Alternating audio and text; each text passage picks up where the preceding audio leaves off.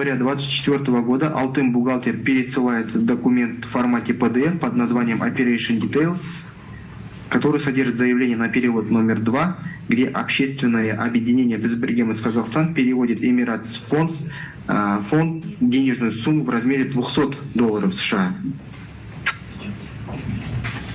Далее, вот сообщение, что с платежкой решили, пишет 200, и Перизат Кайрат пишет, нужно переделать мне, якобы $170 тысяч.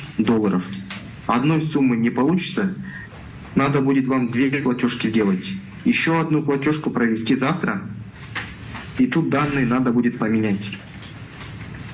Также 22 января, сейчас еще попытаюсь дома с айпадом, пишет Перизат Кайрат, Алтын бухгалтер, только 200 тысяч, потому что с телефона экран маленький, сложно маркировать. В ответ немного еще подшаманить, а так круто. В ответ Кайрат Перизат пишет, капец, преступник, только 200 тысяч, потому что с телефона экран маленький, сложно маркировать. В ответ немного еще подшаманить, а так круто. В ответ Кайрат Перизат пишет, капец, преступником себя чувствую. От контакта Алтын бухгалтер пересылает аудиосообщение. Перизат, получается, если вы сейчас этим платежки нарисуете, и они для них проканают, то мы отчет будем делать по этим платежкам, правильно? Что вы перевод сделали. Ну и там, в общем, напишем, что было куплено столько-то курток, то все, 5, 10, распишем там, типа доллары наличкой, 10 миллионов туда, 10 миллионов сюда. От этой платежки будем отталкиваться и отчет рисовать.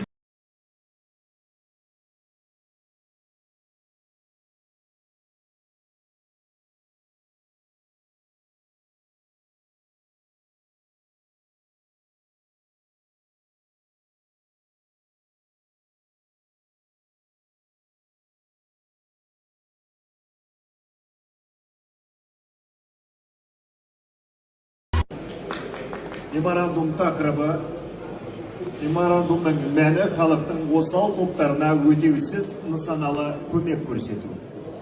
Предмет меморандума – оказание безвозмездной целевой помощи уязвимым слоям населения. Өте маңызды келісім болғалы тұр. Тақырып айтып тұрғандай, бүгінгі меморандумның, дәл осы меморандумның мәні халықтың осал топтарына өтеусіз нысаналы көмек көрсету. Өте маңызды келісімдердің бірі. Уважаемые участники форума, хочу напомнить, очень важный документ был подписан, предмет меморандума оказания безвозмездной целевой помощи уязвимым слоям населения. Қайырлы күн, қалайсыздар, амансыздар ма? Бүгін күні бойы лентаны қарадымда, жалпы Перизат Кайраттың сотын бағана көрдім, тікелей онлайн. Перизат Кайратқа қатысты небір 30 қарап отырмын, әңгімелерді оқып отырмын. Ол тіпті бір отырыста президент Өзбекстанға барып кездескенде Өзбекстанның мэрін аузына қаратып кешіп бойы сол жерде мен сауықтыру орталығын салып жатырмын, соған дәл қазір инвестор керек деп, түннің ортасына қарамастан ана кісі мінекей саған инвестор деп жүгіріп келіп өзінің қарындасын әкеп, міне мынанша ақша аударады деп, сол түнде-ақ бәрін іске асырып жіберген дейді да. Сондай бір қабілеті бар, керемет қабілеті бар, бірақ өкінішке орай оны басқа жаққа пайдаланған. Осыға дейін сенбей жүрген мен, бәлкім бұның артынан бір ықпалды топ тұрған шығар, мүмкін емес, жалғыз өзі сонша миллиардты жеуі, үйту деп, бірақ бүгінгі жаңағы бухгалтермен арадағы жазбасы, перепискасы, оның енді қылмысын дәлелдегендей, бір шетінен өкініп тұрмын, әйтеуір кішкене көңілім түсіп кетті. Негізі соңына өкінішке орай мінекей осындай оқиғаны біліп, бүгін перепискалардың анасымен бірге, өзінің бас бухгалтермен болған перепискалардан, бірақ оның бәрін орындаған өзі екенін, еще арасында мен өзімнің бір қылмыскер сезініп тұрмын дегендей.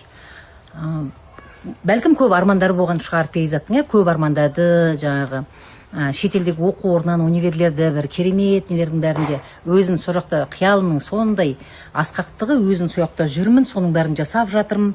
Жаңағы Біріккен Араб Әмірлігіндегі корольдің отбасымен жақындығын, туыстығын дәлелдегесін, оның жанында біздің шенеуніктердің бәрі қалпағын аспанға атып дегендей, өте керемет қабілеттілігін бірақ бір адам қолданды, пайдаланды. Ол кім? Міндетті түрде бұл соттың ар жағында керемет қызықтар болатын сияқты, ал енді одан да қызық